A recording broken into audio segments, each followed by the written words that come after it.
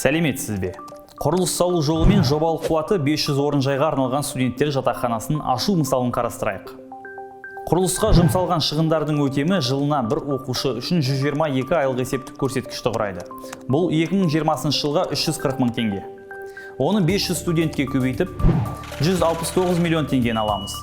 Бұл сіз жылына алатын сома. Сәйкесінше 8 жылда сіз 1,5 миллиард теңгеден астам қаражат аласыз.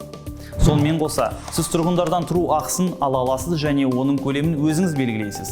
Республика бойынша орташа жалдау ақысы айына 10-15 мың теңгені құрайды. Ғимаратты реконструкция жасаған жағдайда да есептеу осылай жүргізіледі. Бірақ мұнда 122 А2-нің орнына 47 А2 төленеді.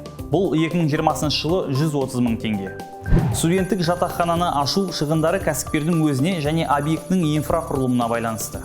Толық кеңес алу үшін бізге қоңырау шалыңыз. Тиімді бизнеске капитал салыңыз.